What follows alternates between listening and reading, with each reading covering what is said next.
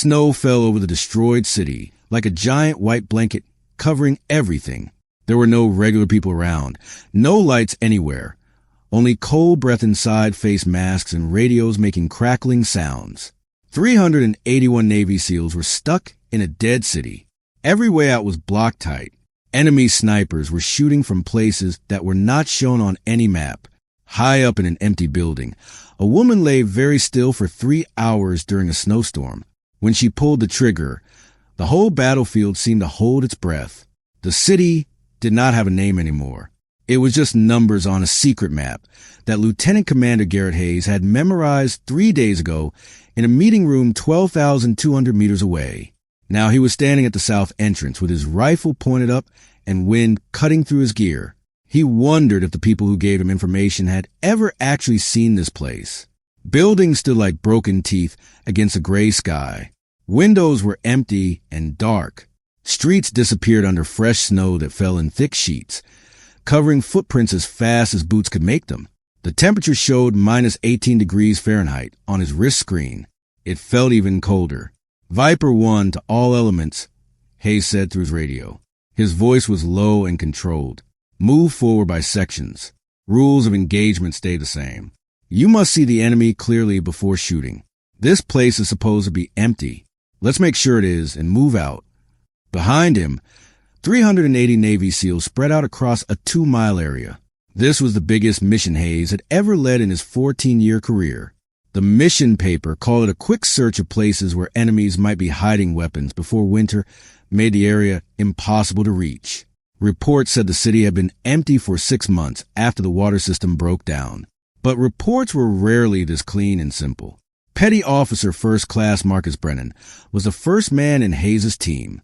He moved 20 meters forward and knelt behind a rusty car that was half buried in snow. His hand signals were sharp and clear. No movement, no heat coming from anywhere, no sound, just wind and silence. Hayes nodded and waved the team forward. Their boots crunched on the snow, even though they tried to be quiet. Fresh snow did that. It turned every step into a small sound that traveled farther than it should. Something's wrong, Brennan said to the team radio. This quiet is not normal. Even empty cities have pigeons, rats, something. Hayes had noticed the same thing. No birds flew overhead. No animal tracks crossed the snow. The silence felt fake, like someone had cleaned everything up before show started. Stay alert, Hayes replied. Keep checking for heat on rotation. If anything moves, I want to know about it. The teams moved deeper into the maze of buildings. 3-story apartment buildings lined what used to be a main street. Storefronts were dark and empty. A children's playground sat buried under piles of snow. Swings hung still on frozen chains. Hayes looked at every detail with the trained eyes of someone who had seen too many surprise attacks that looked like empty streets. Chief Petty Officer Diane Ortega was watching from a slightly higher spot 2 blocks north. She spoke through the radio. Viper 1, Overwatch 3. I'm getting some strange readings. Heat scans show cold spots where buildings should still be warm. Could be broken insulation, but you don't believe that... Hayes, finish your sentence. No, sir. These gaps are too perfect. It looks like someone is hiding their body heat on purpose. Hayes felt the first real worry pull tight in his chest. All elements. Keep your weapons ready, but safety's off. Report anything strange right away. The snow got heavier. Visibility dropped to 30 meters, then 20. The city became a maze of white walls and gray shadows.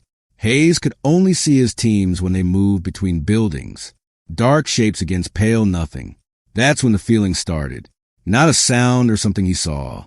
Just the ancient feeling of being watched. Every soldier felt it at some point in their career. The knowing that a scope was finding you. That a finger was already on a trigger. Hayes stopped mid-step. He scanned roof lines, windows, the spaces between buildings. Nothing, but the feeling did not go away. Viper 1. All elements hold your position, he said through the radio. Tell me your status. 12 team leaders reported one by one. All clear, all quiet, all wrong. Senior Chief Nathan Rollins, who led the Eastern teams, came on the radio. Sir, my gut is screaming at me. We should go back and think about this again. Before Hayes could answer, the shot came, not at them, somewhere to the south. A single crack that echoed flat and dead in the cold air. No more shots followed. Just one shot, then silence again. All elements report. Hayes called out, Viper 7, we're good. Overwatch 2, nothing here. Bravo 4, all accounted for. Wait. The voice belonged to Lieutenant Felix Durant, who was leading one of the western sweeps. Say again. One man down. Sniper fire. We don't know where it came from. Jackson's hit. Neck wound. Very bad. The temperature seemed to drop another 10 degrees. Hayes's mind raced through what to do even as his training took over. One shot. No visible flash from a gun. No heat showing where the shooter was. No sound except the shot itself. This was professional work. Medics to Bravo 4's position right now. All elements find hard cover. Now, we got at least one enemy sniper, and we don't know where they are. The SEALs move like water, flowing into doorways, behind walls, under overhangs. Training beat panic, but Hayes saw what his people couldn't from their scattered positions. They were spreading out, breaking apart. This was exactly what a good ambush planner would want. Viper 1 to all elements, he said to the radio, fighting to keep his voice calm. Stay together. Do not get separated. Too late. The second shot came from the north, then a third from the east, then two more from places Hayes couldn't even find on his screen. The city wasn't empty. It was full of ghosts with rifles. The next 17 minutes turned the dead city into a killing box. Shots came from everywhere and nowhere. Rooftops that heat scans showed as cold suddenly lit up with gunfire. Windows 3 stories up that looked empty had shooters with clear shots. Every intersection, every alley, every approach became a death trap. Hayes pulled his team into a ground floor space that might have once been a pharmacy. Empty shelves lined walls marked with water damage and peeling paint. Chief Ortega came through the back entrance. Her face was tight with control fear. Sir, we got at least 15 different shooting spots, maybe more. They're taking turns, so we can't figure out where they are. Whoever is running this knows exactly what they're doing. Hayes pulled up his screen. Red markers showed where enemies were, but they kept moving, and there were more and more.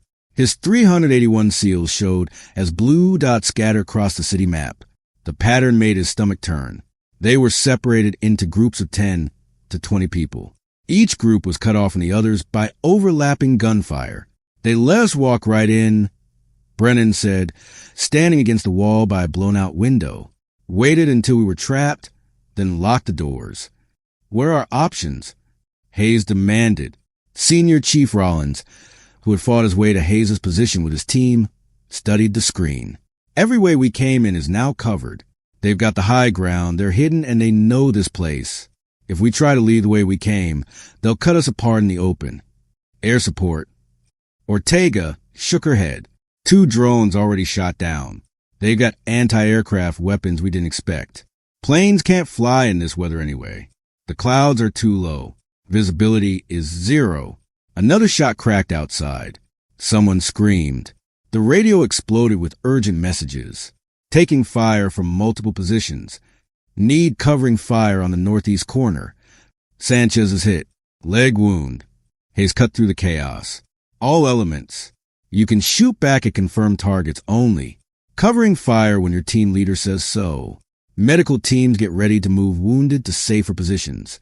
He switched to the command channel that connected him to the base 300 miles away. Longbow. This is Viper 1. We are under heavy attack.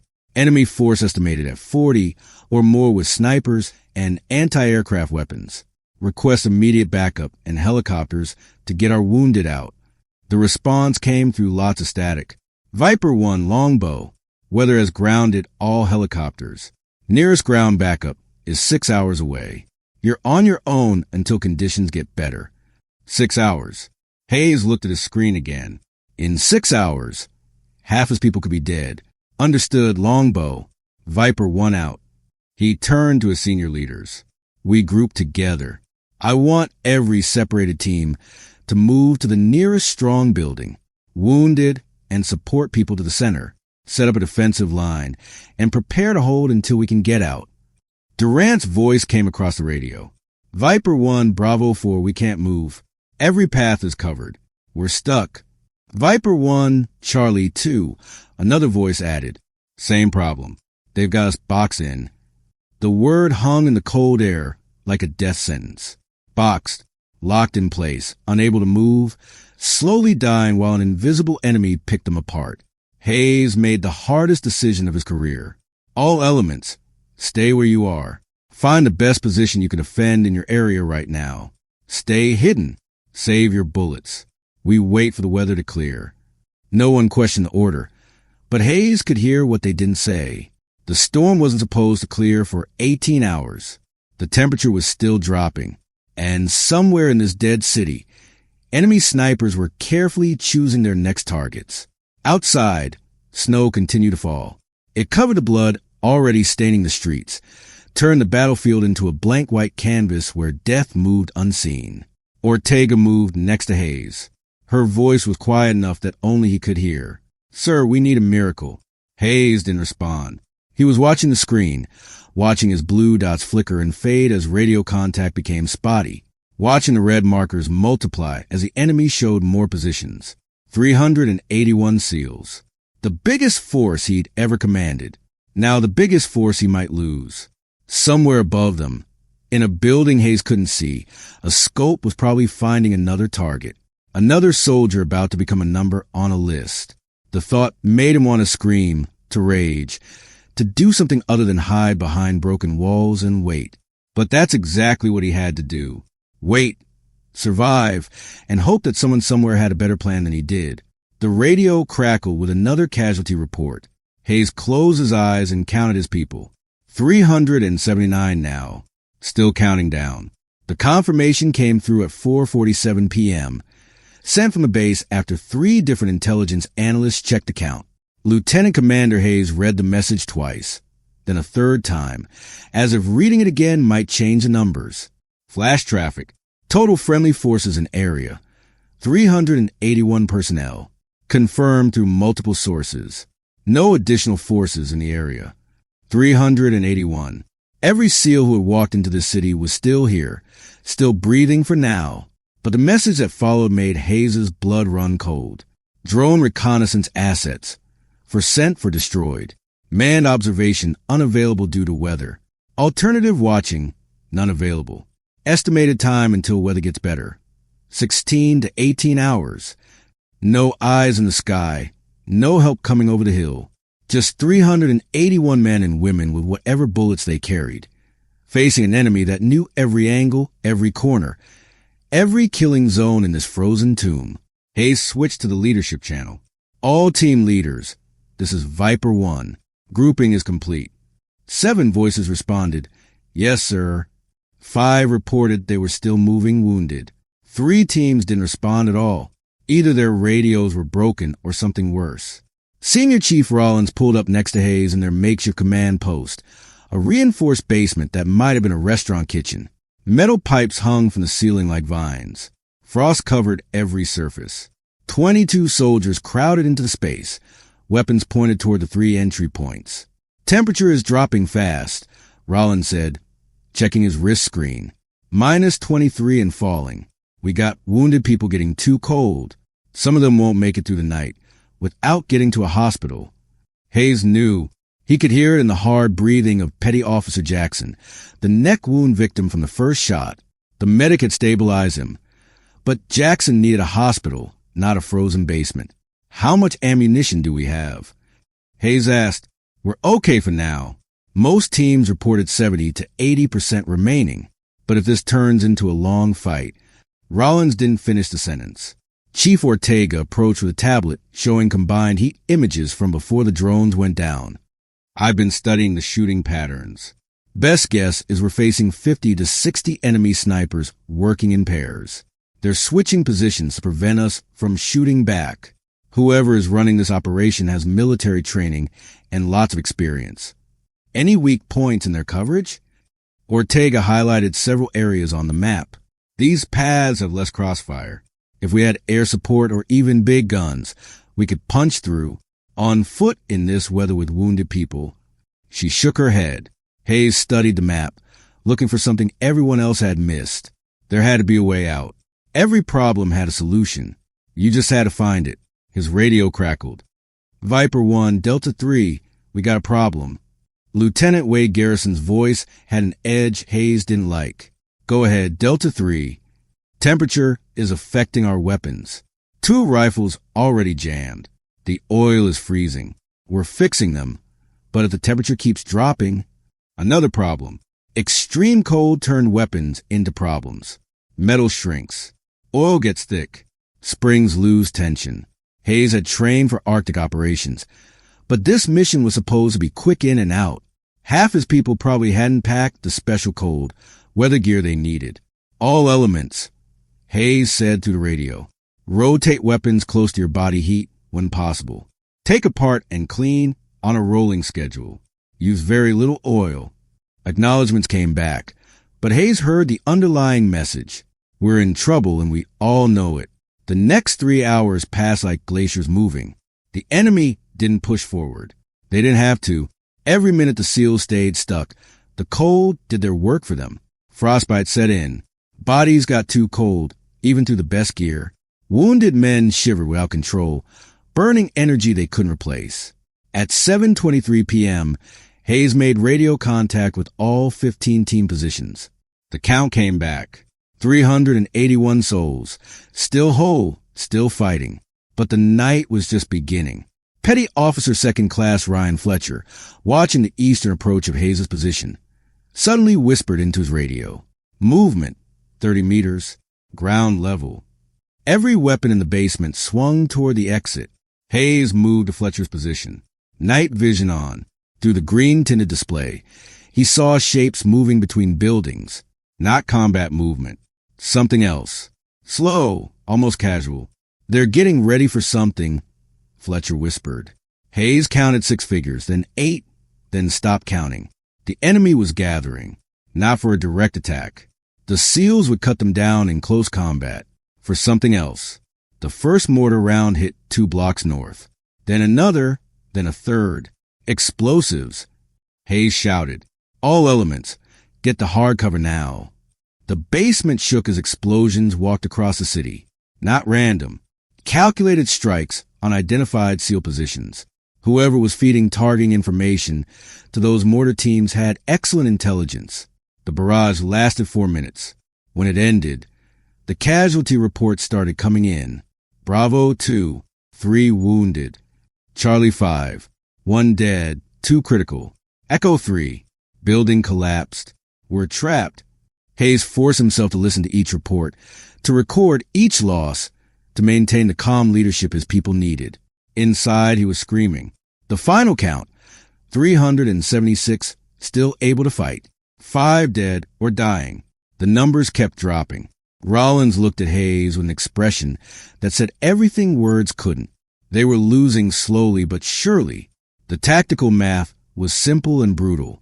Stay here and die from cold and wearing down, or try to break out and die in the killing zones. Hayes activated his command channel to the base. Longbow, Viper 1. We are taking casualties. What's the weather doing? Static. Then, Viper 1, no change. Storm system stuck. Earliest possible pickup. Remain 16 hours out. 16 hours. Some of his wounded wouldn't survive 16 minutes. Hayes looked at his screen one more time. 376 blue dots scattered across a white nightmare, waiting for a miracle that military rules said wouldn't come. Then, without thinking about it, without even meaning to, Hayes said on open radio, we're boxed in. No code, no secret words.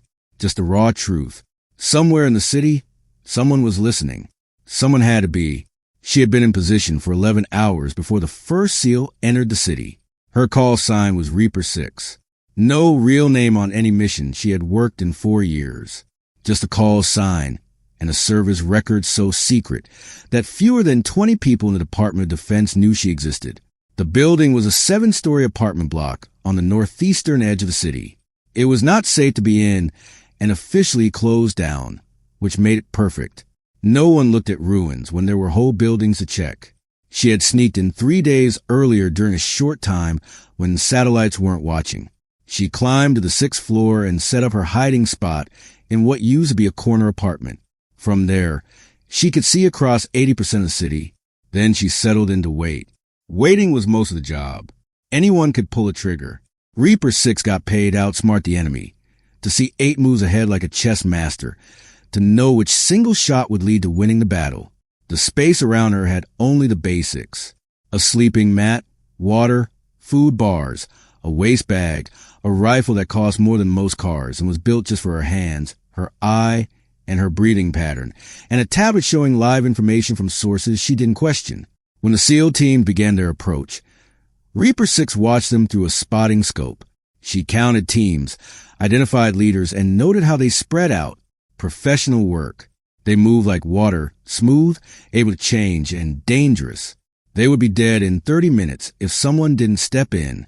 She had read the information brief on the enemy force. Veterans from Chechnya, hardened fighters from Syria, survivors from Afghanistan. 62 shooters organized into a network that had been planning this ambush for 3 months. They had picked the city on purpose because its layout created perfect overlapping field of fire. They had mapped every angle, every approach, every position where defending forces would naturally try to hide. The SEALs were walking into a masterpiece of planning, and they had no idea. Reaper 6 pressed her encrypted radio. Overwatch to Task Force Command. Target group has entered the kill zone. I recommend stopping the mission immediately. The response came from a voice she had never met in person. No, Overwatch. Operation continues as planned. Watch only. Confirm. Watch only. I am not allowed to shoot. Confirmed. You are not cleared to engage unless someone directly threatens you. Reaper 6 had been expecting that answer. The mission rules were clear when she accepted the assignment. Gathering information only. Write down enemy tactics. Identify important leaders. Do not reveal your position by doing anything. Watch 381 Americans die to protect a political plan she wasn't allowed to understand. She adjusted her scope and settled in to do her job. Watching, nothing more. The first shot came at 4:04 p.m. She watched through her scope as the SEAL went down, saw the confusion ripple through the American formation, tracked the enemy sniper team as they moved exactly as their training taught them. Professional work on both sides. She wrote down the enemy position, the timing, the target selection, data for the report that someone in an office would read and nod over and file away. The second shot, the third. The city turned into a nightmare. Reaper 6 recorded each enemy position as it showed itself. 62 shooters, exactly as intelligence had predicted. They were carrying out the ambush perfectly. The SEALs were dying perfectly too. At 4:47 p.m., her radio crackled. Overwatch command. What's the situation? Reaper 6 kept her voice flat and professional. Enemy force attacking as predicted. Friendly group taking casualties and breaking apart. I estimate 4 to 6 hours until complete failure. Understood. Continue watching. Confirm no permission to step in. A pause. Then, Reaper 6, you know your orders. This is bigger than one operation. She did know. The enemy force here was connected to a larger network. If they thought coalition forces had secret information about them, they would scatter. Future operations would fail. The big picture math was simple. Give up the small loss to gain bigger wins later. 381 lives balanced against intelligence reports and mission goals written by people who had never held a rifle in a fight. Reaper 6 zoomed her scope to watch Lieutenant Commander Hayes as he moved between positions. She could see the tactical situation from where he stood. Boxed in. No good choices. Time running out. He was making the right calls. They just weren't enough. She logged more data. Enemy team rotations, communication patterns, leadership positions. All the information that would help the next mission succeed where this one failed. Below, another SEAL got shot. Reaper 6 entered the information into her report. Without emotion, like a doctor, professional. This was a job. This was always a job. Except something was wrong. Not with the information or the enemy tactics. With her. Reaper 6 had watched 17 operations over 4 years. She had watched firefights, ambushes, retreats, and losses. She had recorded hundreds of casualties without flinching because that was the mission, but this felt different. Maybe it was the size. 381 against 62. Maybe it was the cold, calculated perfection of the trap. Maybe it was watching soldiers move exactly how she had been trained to move, fight how she had fought, die how she could have died a dozen times. Maybe it was the simple fact that she could stop it. One shot. That's all it would take. She had identified the enemy commander 3 hours ago. He worked from a fourth-floor position in a building 600 meters southeast of her hiding spot. He coordinated the entire network through radio communications that her equipment picked up and decoded. Kill him, and the network would fall apart. Chaos would create gaps. The SEALs could escape. One shot. Reaper 6 looked at her rifle, then back at her scope. The enemy commander moved across a window, lit from behind by a portable heater. An easy shot. She could make it without even changing her breathing. Her radio crackled. Overwatch command. Status update. She took a breath. Situation getting worse. Friendly casualties increasing. Enemy keeping tactical advantage. Understood. Keep watching. Confirm. No permission to step in. Reaper 6 didn't respond. She was watching Hayes again, watching him try to save his people with not enough information and no good options. Watching a good officer do everything right and still lose. The numbers started running through her head. Not tactical math. Moral math. 381 American lives versus her career versus the strategic operation versus orders she had never questioned in 4 years. When did math stop being math and become murder? She closed her eyes, opened them. The enemy commander was still there, still visible, still directing the systematic destruction of the SEAL teams. One shot. Command would destroy her career. Court-martial at minimum. Possible criminal charges for disobeying direct orders during combat. Everything she had built, every sacrifice she had made, gone. Or 381 funerals.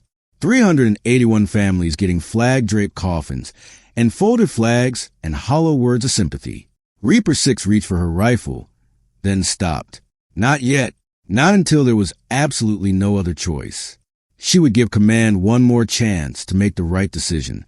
One more opportunity to allow what anyone with a conscience already knew needed to happen. She pressed her radio. Overwatch to command. Request permission to shoot. I have a clear shot on enemy leadership. The response came immediately. No, Overwatch. Watch only. Do not break mission rules. There it was, the moment of decision. Reaper 6 looked at her rifle again, then at the scope, then at the calculator on her tablet showing wind, temperature, air pressure, every factor that affected a bullet's path. One shot. She made her choice. The wind picked up as night approached, driving snow sideways across Reaper 6 view. Visibility dropped to 400 meters, then 300. The enemy commander disappeared from her scope, hidden behind walls of white. Good. That gave her time to think, time to struggle with a decision that couldn't be undone. She had been raised in a military family. Her father was Army. 2 uncles were Navy. One aunt was Air Force. She had learned the chain of command before she learned algebra. Orders weren't suggestions. They were sacred. The entire military system would collapse if people made individual moral choices instead of following commands. That's what they taught in training. What every instructor emphasized. What separated professional soldiers from armed mobs. But they had also taught her something else. The laws of armed conflict. The moral duty to prevent war crimes. The duty to protect civilians and, by extension, friendly forces when possible. No order could force her to stand by and watch preventable mass casualties. Except this wasn't that simple. The order she received wasn't asking her to commit a war crime. It was asking her to put strategic intelligence ahead of tactical victory. A calculation military planners made every day. Reaper 6 pulled up the classified brief she had read before deployment. The enemy network operating in this region was connected to a larger system that intelligence analysts had been tracking for 2 years. If the network suspected coalition intelligence had gotten inside their operations, they would change their methods. Future operations would fail. The bigger picture demanded sacrifice. She understood the logic. She disagreed with the conclusion. Her radio stayed silent. Below, the SEALs hid in their positions as night fell and temperature dropped. She could see them on thermal imaging. Clusters of heat signatures surrounded by cold white nothing. Some of the signatures were fading. Bodies getting too cold. Wounds not treated. Time was killing them even without bullets. At 9:34 p.m., she found the enemy commander again. The storm had calmed slightly, creating a brief window of clearness. He moved between two buildings with three others following him. She tracked them through her scope, calculated range and wind adjustments automatically. 718 meters. Wind gusting northeast at 12 knots. Temperature minus 26 degrees. Air pressure dropping. Her finger rested on the trigger guard, not on the trigger itself. That would have meant she had decided. She was still thinking, still weighing. The enemy commander stopped, raised binoculars, looked directly at a SEAL position 3 blocks south, and gestured. 2 of his men moved off, probably to coordinate targeting. In 30 seconds, more Americans would die. Reaper 6 breathing slowed. Her finger moved from guard to trigger, took up the slack with unconscious precision born from 10,000 training repetitions. Her radio crackled. Overwatch command. Be advised. Satellite coverage restored. We have visual on your position. Confirm your status. They were watching her. Someone at a computer 3,000 miles away, drinking coffee and monitoring her heat signature, making sure she stayed in her lane. Overwatch confirms. Watching only. Good copy. Weather forecast shows possible clearing in 14 hours. Extraction helicopters will fly at first opportunity. 14 hours. Half her earlier estimate, but still forever for the people below. She had counted 17 heat signatures going dark in the last 3 hours.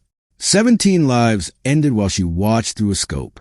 The enemy commander lowered his binoculars and spoke into a radio. Across the city, gunfire erupted. Reaper 6 finger tightened on the trigger. 1 pound of pressure. That's all it would take. 1 pound between following orders and saving lives. She released the pressure. Not yet, but the calculation was changing. Every minute she waited, the moral equation shifted. At what point did following orders become helping with mass murder? Where was the line between professional discipline and human responsibility? The military didn't train people to answer questions like that. They trained people to follow orders and trust that someone higher up had made the right call. But Reaper 6 had been in enough classified meetings to know the truth. The people giving orders were just as capable of making terrible mistakes as anyone else. They had more information, but information didn't equal wisdom. She zoomed her scope to watch the SEAL positions, saw soldiers dragging wounded to better cover, saw medics working desperately despite knowing they lacked equipment to save everyone, saw a kind of quiet courage that made her throat tight.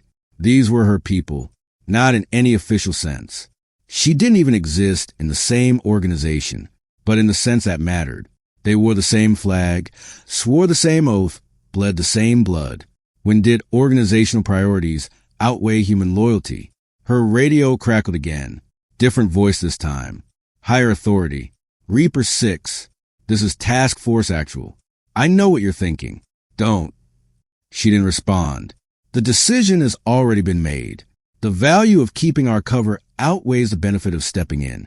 You fire that rifle, you ruin months of development work. You don't get to question strategic priorities. Reaper 6 found her voice. How many is acceptable, sir? What's the number? How many have to die before strategic priorities change? Silence. Then, that's above your pay grade, Reaper. Your job is observation. Do your job. The radio went dead, above her pay grade. The phrase that ended every difficult conversation in military service. The acknowledgement that someone else made the hard choices. So you didn't have to. Except she did have to because she was here and they weren't. She could see the faces through her scope and they couldn't. She could stop this and they wouldn't. The wind shifted. Snow cleared. Visibility extended to 600 meters. The enemy commander appeared in her crosshairs again. Reaper 6 did the math one final time. 718 meters. Wind northeast 12 knots. Temperature minus 26 and dropping. Air pressure falling. Target moving slowly, predictably. Probability of first round hit, 97%. Probability of immediate network disruption, 85%. Probability of creating a viable escape corridor, 63%. Probability of court-martial, 100%. She thought about her career. Everything she had sacrificed to get here. The years of training. The missions no one would ever know about. The identity she had given up to become Reaper 6. Then she thought about 381 people dying while she did nothing. The choice wasn't hard anymore. Reaper 6 adjusted her scope one final time, settled her breathing, became the rifle and the bullet and the mathematics of death. But she didn't fire. Not yet, because first she needed to see the window. The moment when one shot would cascade into tactical victory instead of just one more statistic. She needed to wait 3 more hours through a blizzard, through wind that would test every limit of her endurance. She needed to become the ghost she had always claimed to be. The storm arrived at 10:47 p.m. with the force of a physical punch. Wind that had been gusting became constant, a wall of frozen air that turned the city into a white void. Visibility collapsed to 0. Temperature dropped to minus 31 degrees. Reaper 6 pulled deeper into her hiding spot, wrapping herself in a thermal blanket that would contain her body heat but couldn't generate warmth. The building had no power, no heat, no protection except the walls that blocked the wind. Frost formed on every surface. Her breath created small clouds that disappeared immediately in the freezing air. This was the cost of the shot she planned to take. 3 hours of exposure. 3 hours of pushing her body to the absolute edge of survival. 3 hours alone in a frozen building while a battle raged below.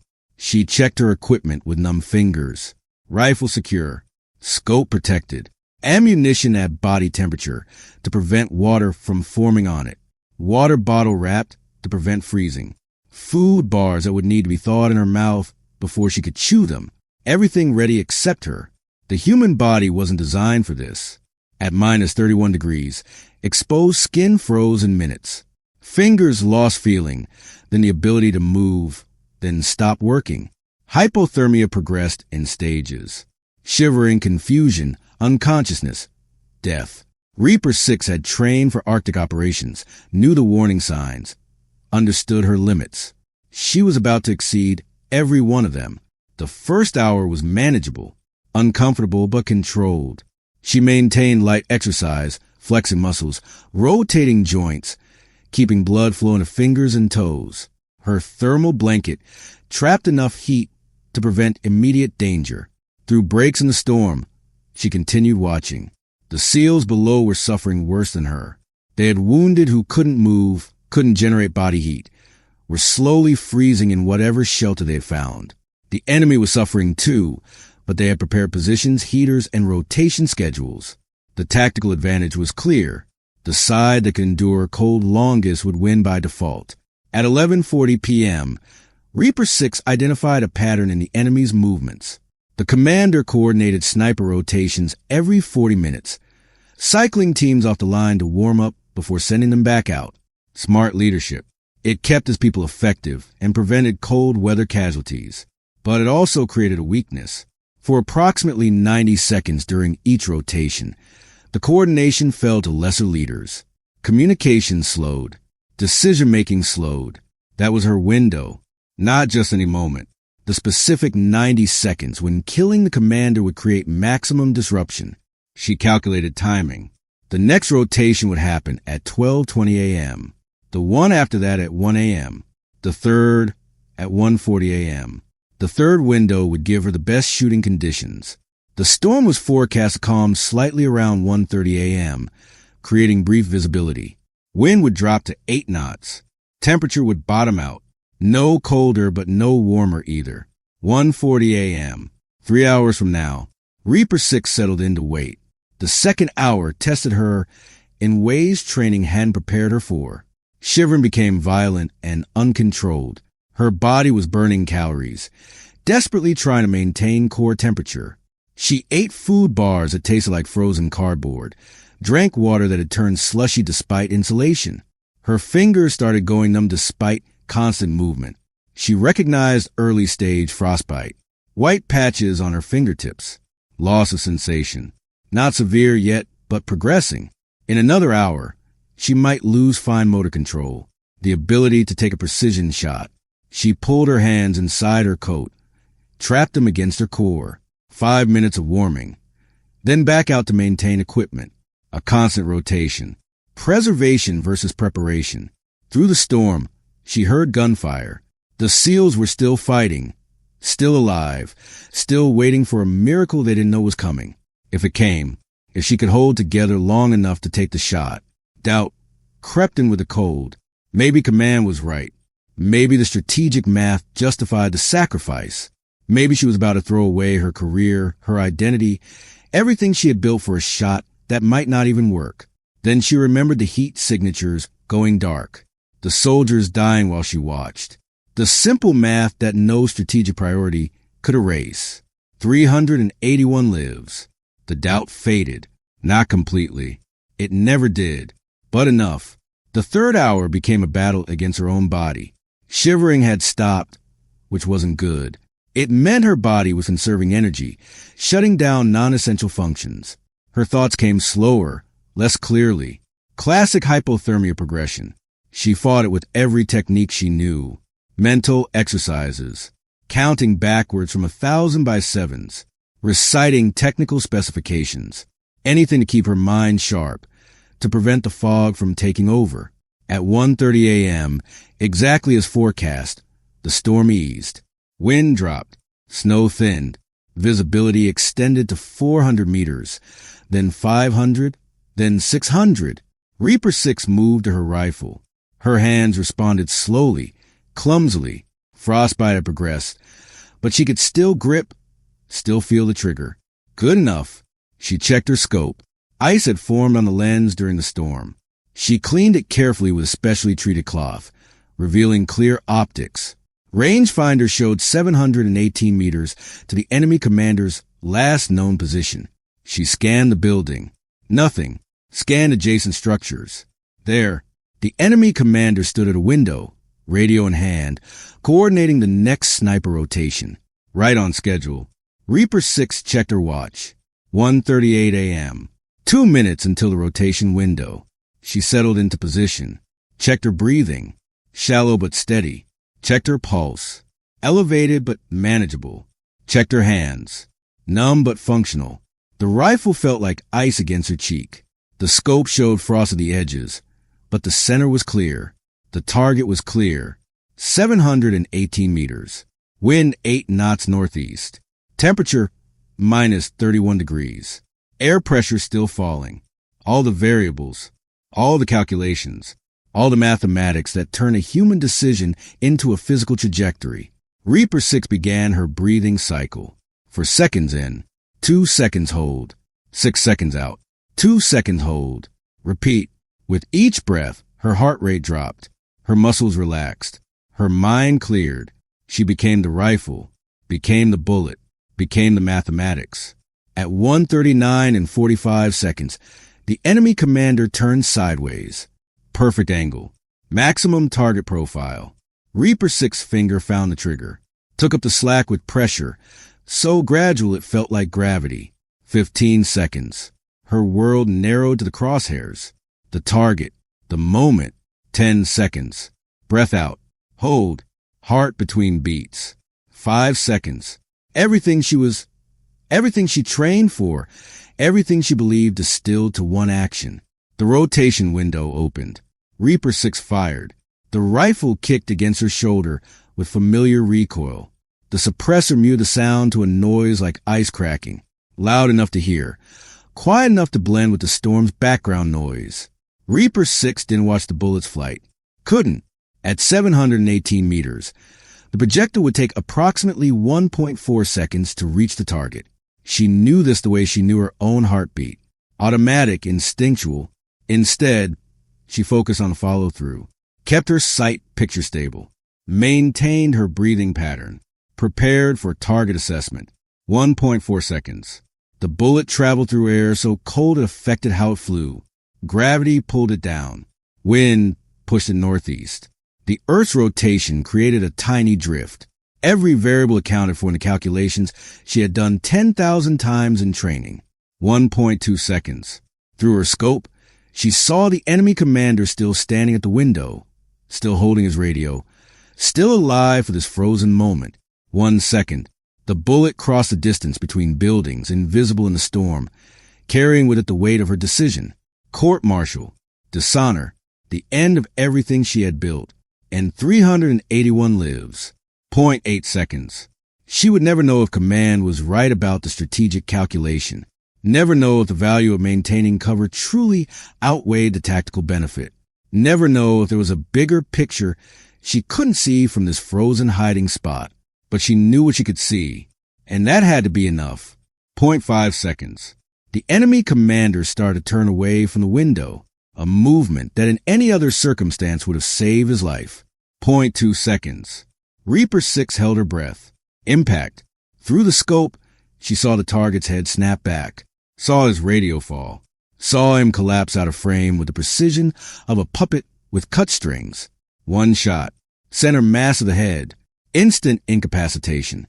She didn't celebrate, didn't feel triumph, just moved immediately to the next phase. Damage assessment. The enemy network would need approximately 30 seconds to realize their commander was down. Another 60 seconds to verify the kill. Then chaos. Reaper 6 began counting. At 28 seconds, she saw movement in the building where the commander had fallen. Someone entered the room, emerged quickly, began gesturing frantically. At 90 seconds, radio traffic exploded across the enemy frequencies she was monitoring. Panic, confusion, demands for information. The careful coordination that had pinned 381 SEALs was falling apart in real time. At 2 minutes, the enemy sniper teams began repositioning. Not tactically, reactively. They were pulling back to defensive positions, abandoning the coordinated network that had made them deadly. The mathematics worked. One shot cascading into system failure.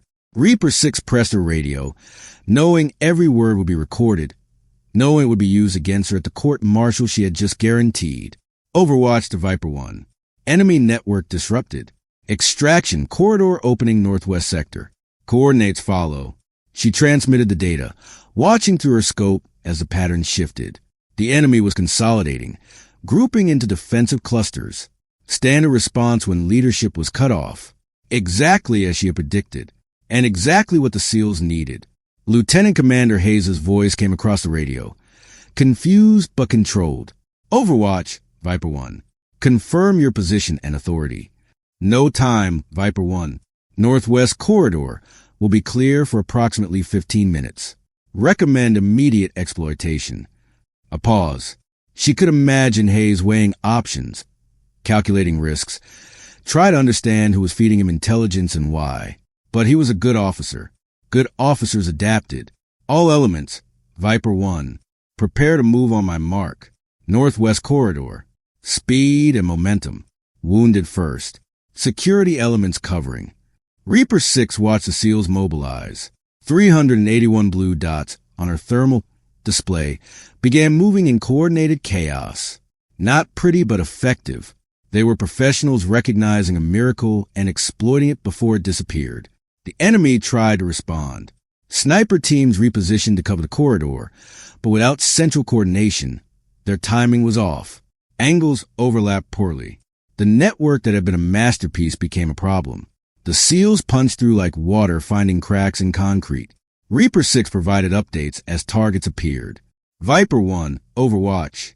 Hostile sniper team, building 734, 4th floor, 2 shooters.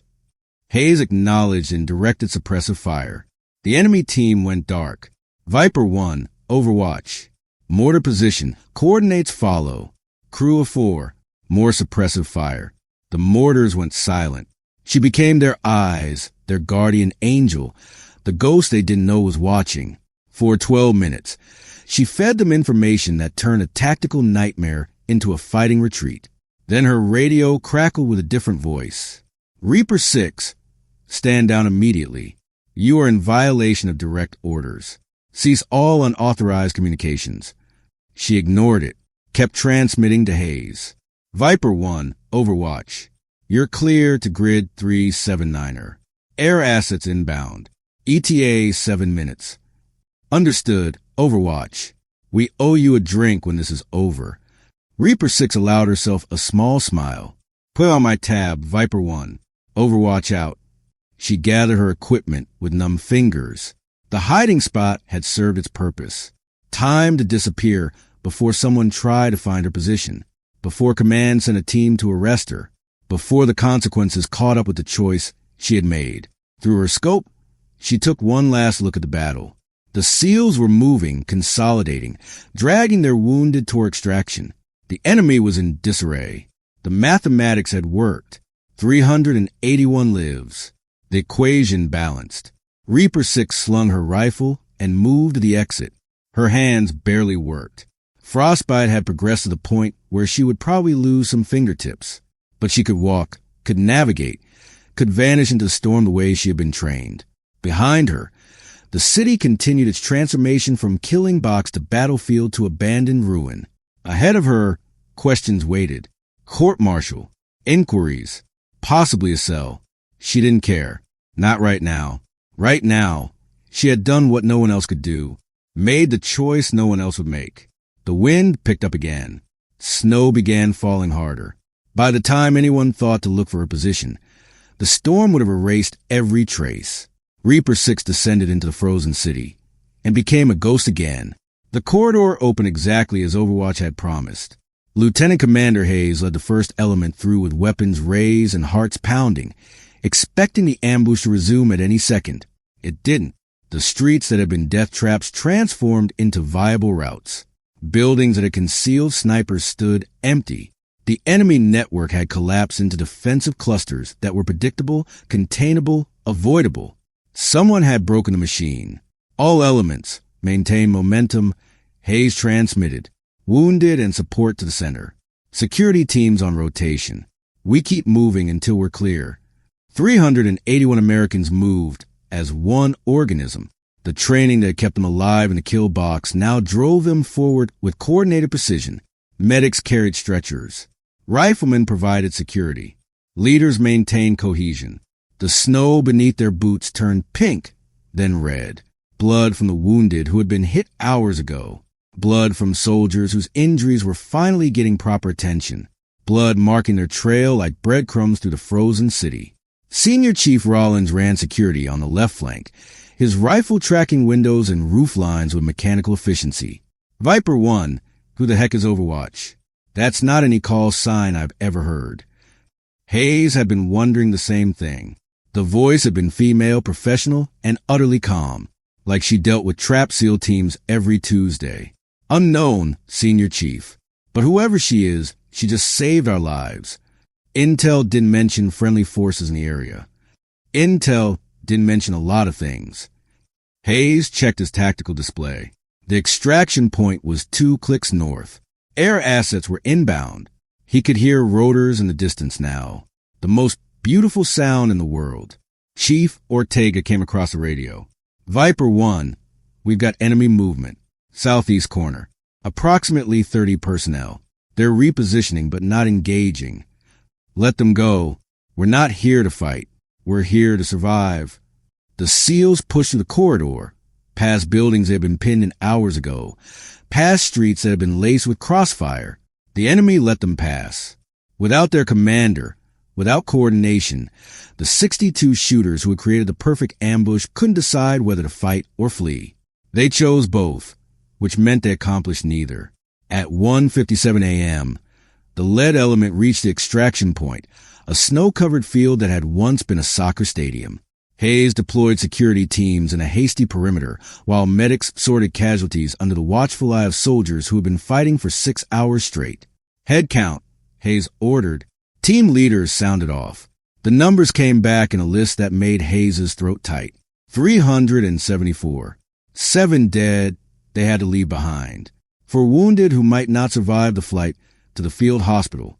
But 374 still breathing, still fighting, still alive because someone had taken one shot and changed the mathematics of the entire battle.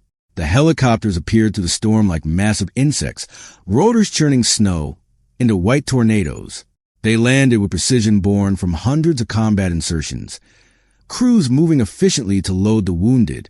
Hayes supervised the evacuation with part of his mind while the other part replayed the last 6 hours, trying to find a moment where it could have gone differently, trying to understand how they had walked into a trap so perfect and how one voice on a radio had shown them the way out. Rollins approached, his face showing a kind of exhaustion that went beyond physical. "Sir, I've been monitoring enemy frequencies. They're in complete disarray.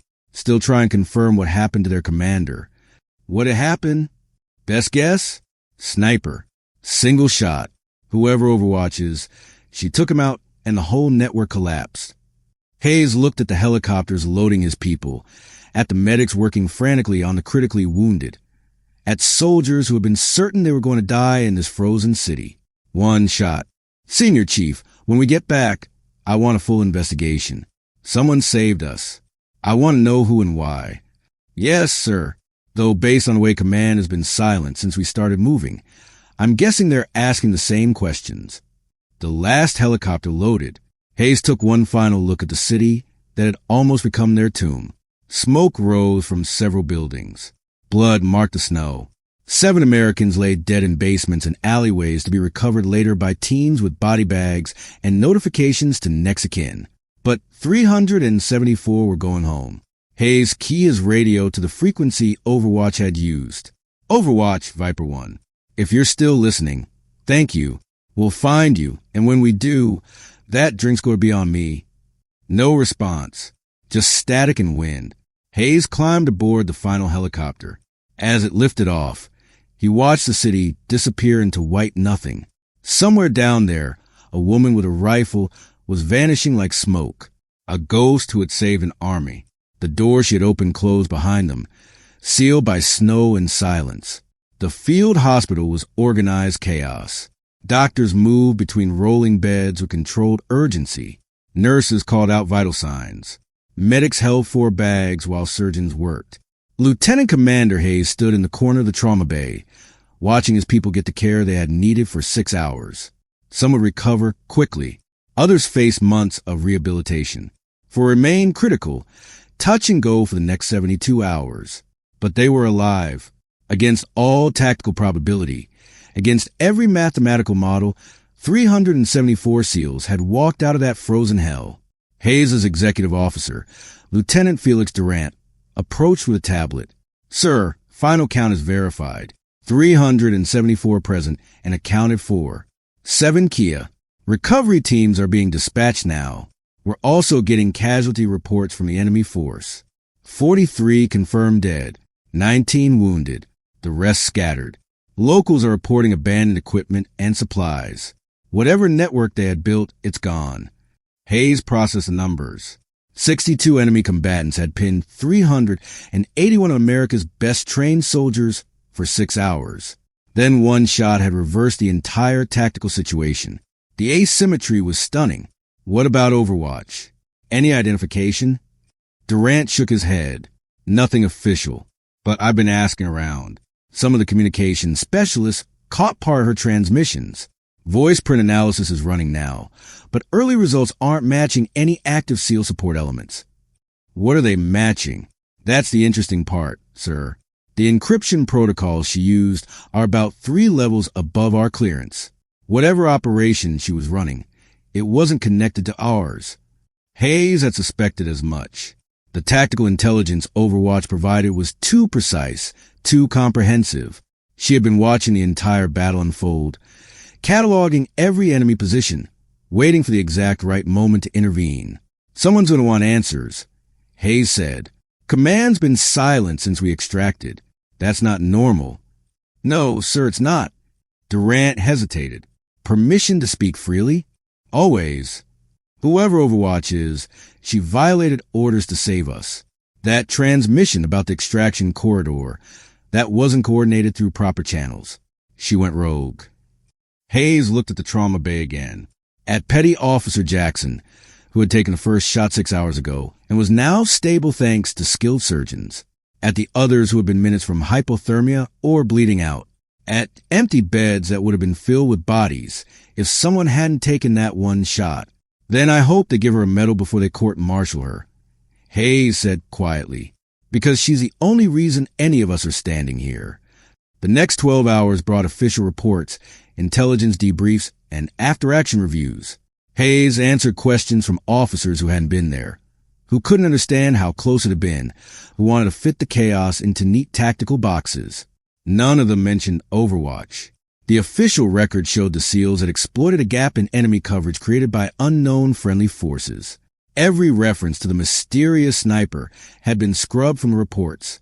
At 8 p.m. the following evening, Hayes sat alone in a conference room, reviewing the tactical footage from drones that had survived long enough to capture 30 minutes of the battle.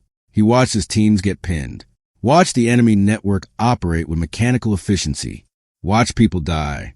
Then he watched the moment everything changed.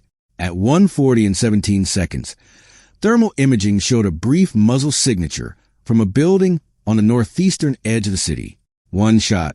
Then 718 meters away, the enemy commander went down. Hayes zoomed the footage and enhanced it.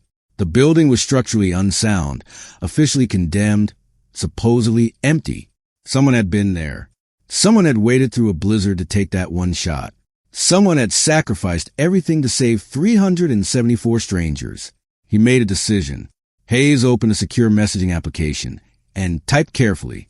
The message would go to every SEAL in the community. Thousands of soldiers across every team, every unit, every deployment. Subject: City unknown, operation unmarked. On December 27th, 381 SEALs entered a tactical situation that should have resulted in catastrophic casualties. We were boxed and outmaneuvered and running out of time. An operator using the call sign Overwatch, acting without authorization, took one shot that saved our lives. We don't know her name. We don't know her unit, but we owe her everything. If you have information about Overwatch, if you know who she is or where she is, pass it along, not to command, to me. Because when they come for her, and they will, she's going to need people who remember what she did. 374 of us walked out of that city. 7 didn't. But it would have been 381 if someone hadn't decided orders were worth breaking when lives were worth saving. Remember that. Remember her. V/R LCDR Garrett Hayes. He sent the message knowing it would cause problems, knowing command would view it as insubordination, not caring. Some debts couldn't be repaid, but they could be acknowledged. Reaper 6 reached the extraction point at 4:47 a.m., 14 hours after taking the shot that had ended her career. The point was a gas station 60 miles from the city, abandoned years ago, now serving as a dead drop for equipment and supplies. She had walked most of the way, stolen a motorcycle for 20 miles when the cold became life-threatening, abandoned it when the fuel ran dry, walked again. Her fingers were black with frostbite. 3 toes on her left foot had gone numb. She had lost sensation in her nose and cheeks. But she had made it. The gas station's underground storage tank had been converted into a cache. She opened it with a key that had been sewn into the lining of her jacket, revealing a space containing civilian clothes, documents, cash, and a satellite phone. The phone had one message: return to base immediately for disciplinary action. Reaper 6 deleted it, dressed in civilian clothes, buried her gear in the cache, the rifle that had saved 374 lives, the scope that had seen too much, the equipment that defined her identity. Then she walked to the highway and began hitchhiking south. The driver who picked her up was a trucker hauling produce to markets 300 miles away. He took one look at her frostbitten hands and didn't ask questions, just turned up the heat and shared his coffee. You look like you've had a rough week, he said. Something like that. Where you headed? Reaper 6 didn't have an answer. Not anymore. The life she had known, the mission, the identity, the purpose was gone. Court-martial would come eventually. Dishonorable discharge. Possibly prison time for disobeying orders during combat operations. But 374 people were alive. The math worked. Anywhere but here, she finally said. The trucker nodded like he understood. Fair enough. I'm going as far as the state line. You're welcome to ride along. She accepted, watched the frozen landscape roll past, thought about the shot, the decision, the cost. Wondered if command had been right about the strategic calculation. Wondered if she had destroyed something more important than she understood. Decided she would never know. And that was okay. Her satellite phone buzzed. Not the official one she had buried. A personal device she wasn't supposed to have. The message was from a contact she had worked with on a classified operation 2 years ago. Just 4 words. We heard what you did. Then another message. You need help? We're here. And another. They're looking for you. Go dark. Reaper 6 powered off the phone. Removed the battery.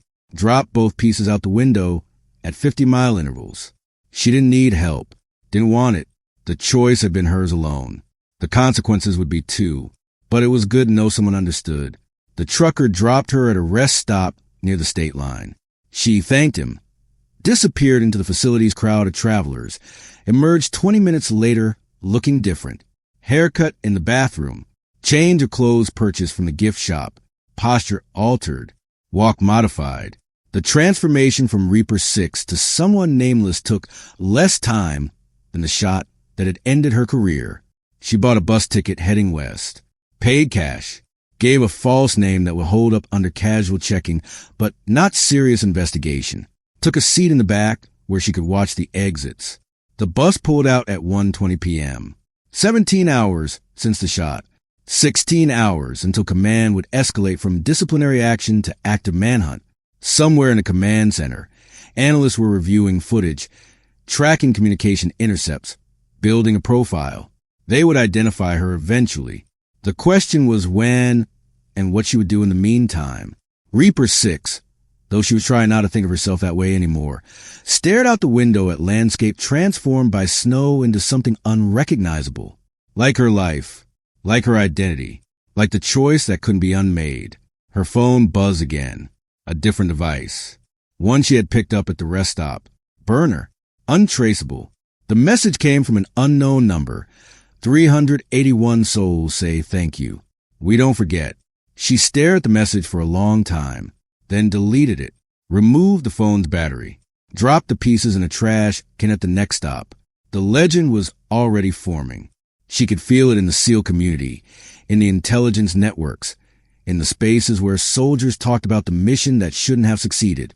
They would tell the story of the sniper who appeared from nowhere, who took one impossible shot, who vanished before anyone could thank her. They would call her the ghost, the angel, the reaper. They would never call her by name because nobody knew it. And in that anonymity, the legend grew, because the best stories aren't about names or faces or identities. They're about choices, about the moment when someone decides that some things matter more than orders, more than careers, more than self-preservation. 381 SEALs walked into a city with no name. 374 walked out. And somewhere in the frozen north, snow continued to fall, covering the battlefield, erasing the evidence, leaving only the story. Snow continued to fall on the city with no name. It covered the blood in the streets, the spent bullet casings, the scars of a battle that official records would minimize and hide. Recovery teams moved through the ruins, collecting the 7 Americans who hadn't made it out. Each body was treated with respect, wrapped carefully, carried gently to helicopters that would take them home. In a basement that had served as a command post, someone found notation scratched into the wall. 381 walked in. 374 walked out. Someone was watching. No one knew who had written it. It didn't matter. At a military hospital 300 miles away, Petty Officer Jackson regained consciousness for the first time since taking the next shot that had started everything. His first question was about his team. His second was about the person who had saved them. No one had answers to the second question. In a classified facility, intelligence analysts reviewed footage, communication intercepts, and after-action reports. They identified the building, confirmed the angle, calculated the shot's difficulty. 718 meters, minus 31 degrees, wind gusting 12 knots, through a blizzard, after 3 hours of exposure. One shot, one kill, one tactical situation completely reversed. The senior analyst closed the file and locked it with a classification level that would keep it sealed for 50 years.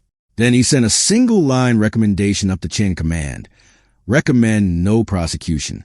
Some debts cannot be repaid. The recommendation was rejected. Somewhere on a bus heading west, a woman with frostbitten fingers and no name slept fitfully. She dreamed of crosshairs and cold and the moment when mathematics transformed into moral choice. When she woke, she was someone else. Someone without a call sign or a mission or a purpose beyond survival. But 374 people were alive because of her. The math still worked. In barracks and ready rooms across the world, SEALs told the story, embellished it, turned it into mythology. The sniper who appeared from nowhere, who took one impossible shot, who vanished before anyone could thank her. They called her the ghost, the angel, the reaper. They never called her by name because nobody knew it. And in that anonymity, the legend grew. Because the best stories aren't about names or faces or identities. They're about choices, about the moment when someone decides that some things matter more than orders, more than careers, more than self-preservation. 381 SEALs walked into a city with no name. 374 walked out. And somewhere in the frozen north, snow continued to fall, covering the battlefield, erasing the evidence, leaving only the story. One shot, one legend, one debt that could never be repaid. Only remembered, always remembered,